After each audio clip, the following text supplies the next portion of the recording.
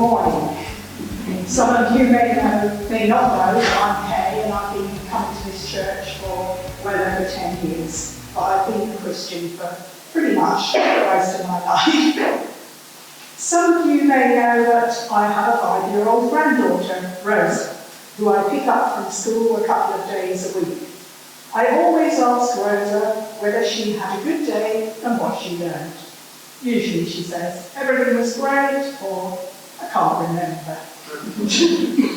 However, one recent afternoon, Rosa told me that she had learned about one of Jesus' disciples, Matthew the tax collector. Rosa said, Granny, how come Jesus called Matthew to be a disciple when he was such a bad man and he was mean to others? I explained that once Matthew met Jesus, he was changed completely. His attitude to others changed, and he gave up being a tax collector from then on and became a good and faithful follower of Jesus. By the way, I told Rosa that Matthew had another name, Levi. Rosa said, Miss Goody never told us that. Are you sure, Granny? Absolutely sure. This short conversation made me think about how Jesus' disciples changed and how they knew how they should act in the future. The answer, of course, is that Jesus taught them. He taught the disciples that they should be different from those with no religion, and different from the scribes and the Pharisees.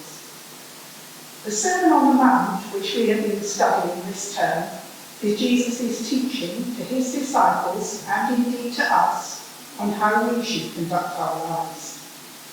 We are called to develop a Christian lifestyle, and the standards which Jesus sets are very high.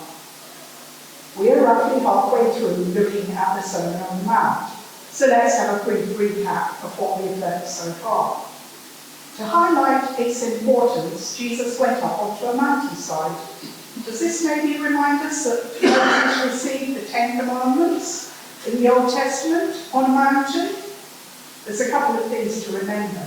Jesus sat down. When a rabbi sits down, it was a sign he wanted to say something important. And Jesus opened his heart and taught what matters most.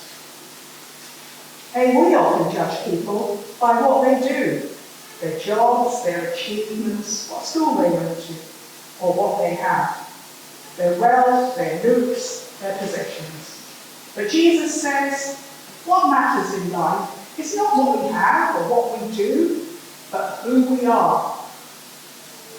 The Beatitudes, which he starts with, are a bit like the fruits of the Spirit, which we heard about last week from Em in All Age Worship. The first 4 steps are all about our relationship with God, and the second 4 are our relationship with others. In the first 4 steps, Jesus tells a group of ordinary people just like us that they can influence the world by who they are. He starts by teaching them the sort of people they should be, and then he completes by treating how they should treat others. Jesus concludes that a righteous life is one lived 24 hours a day, in an ongoing relationship with God, affecting everything we do or say, or think, exactly how we should be. It's quite tough. The problem is, many of us aren't desperate enough. We say in our hearts, Lord, make me holy, but not just yet. Yet this is the very nub of the matter, how we should choose to live. Over the last few weeks, we've learned that we should be salt and light to others. We should be able to control our anger, and more recently, how we should behave in sex and marriage.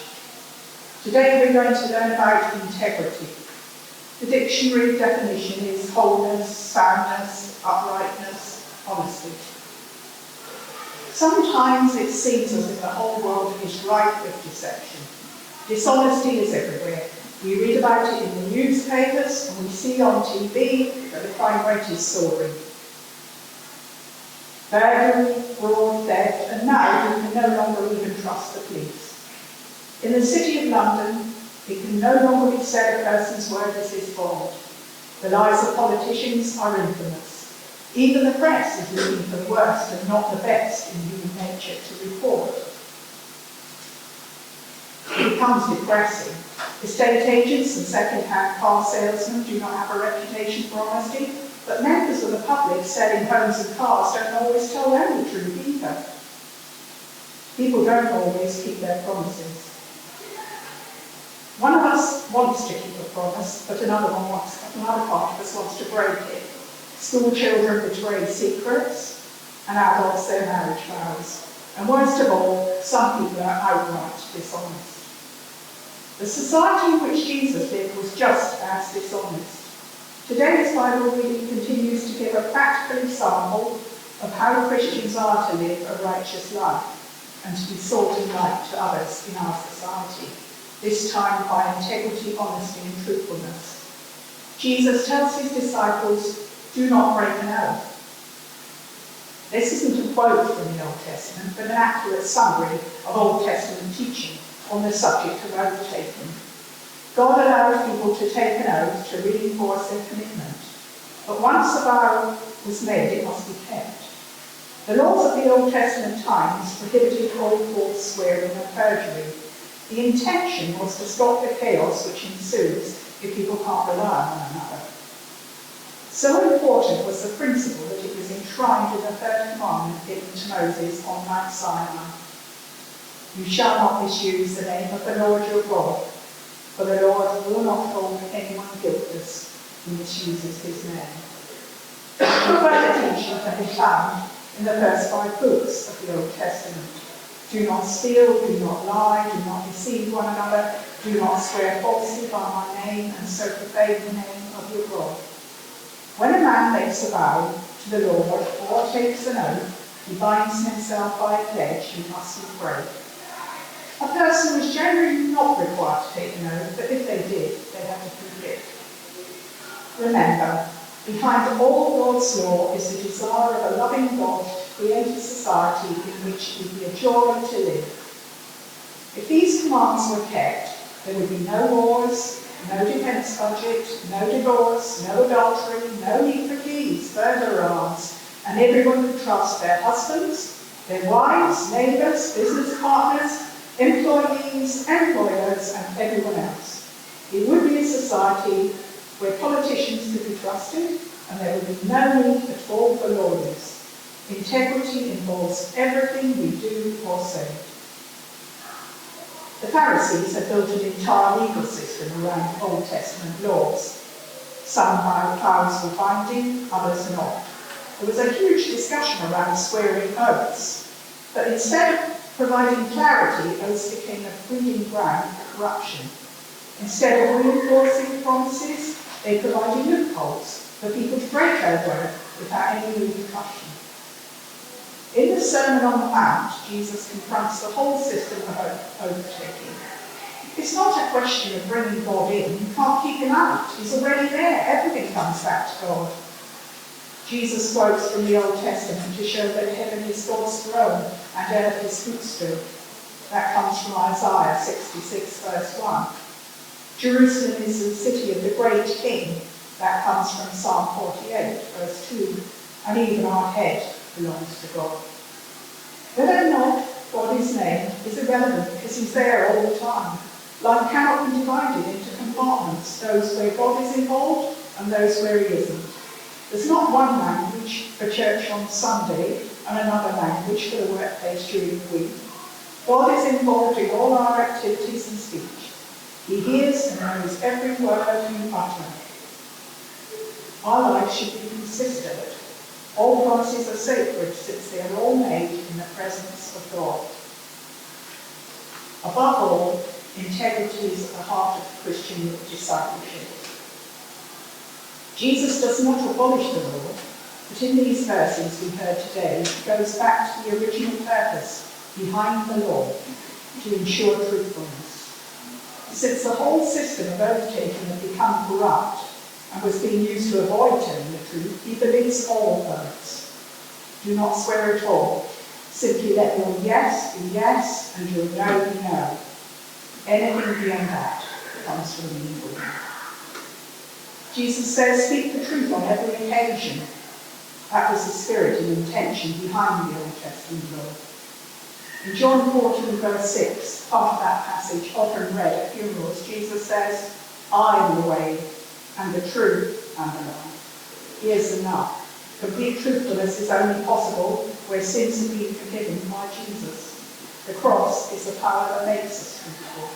Once we know that Jesus died for us and redeemed us, we're no longer afraid of the truth. We don't need to make vows or take oaths because we live in the perfect truth of God. We know we should act with integrity. Many times in the Old Testament we do see people making rash oaths. That should be a lesson to us. In Joshua 9, Joshua and the leaders make a covenant with the Gibeonites. They were supposed to drive them out, but made an oath to the Lord that they wouldn't. They didn't pray to God or ask for his guidance and overburdened themselves completely with that commitment and were distracted from what really God wanted them to do. In Judges 11, we see Jehoshaphat made a rash vow that cost him his only child, his beloved daughter. In 1 Samuel 14, we saw Saul make a rash vow that none of his soldiers would eat until the battle was over, and it almost cost him his son Jonathan. Similarly, the Jews of the New Testament were constantly swearing oaths for everything, and only fulfilling oaths to the Lord. So how about each one of us? Have we felt the urge to promise someone that we will do something, or indeed will never do something again? We want to convince them we really mean it this time, but circumstances may change and trust may be broken. Again, some of us are over-agreeable. We want to say yes to everything, but we do not recognise our own limitations. We say, we'll definitely call you this week. We've got every intention of doing so, but fail to follow through with a phone call or even a text or a WhatsApp. We often have good intentions and plans to do something, but fail to prioritise the things and they fall through the cracks. Jesus wants us to do what we say we will, or just stop. Just stop completely, hold our tongues. Our tongues can get us into a lot of trouble. We can end up messing up. We should learn to hold our tongues. The most heartbreaking of all, I think, is Peter's own in Matthew 26. After telling Jesus he would never forsake him, Jesus denies him 3 times. Peter swears he doesn't know Jesus in the name of the Lord, and he calls down a curse on his head. We can all make rash vows all the time if we're not careful and get into the practice of breaking the vows. We need to be extremely cautious about what we say and consider whether we'll really be able to fulfill the things. Of course, there are vows and oaths that should be made with every intention of complete honesty. The vow in a marriage service or an oath in court. Our Bible reading ends in Matthew 5, verse 37, saying, let what you say be simply yes or no. Anything more than this comes from the evil one. The most important thing we will ever make is to submit to the will of God in our lives with all our hearts.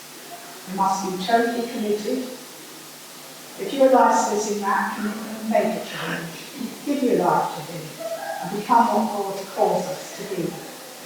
Am I ready? Are you ready? I hope so. Let us pray.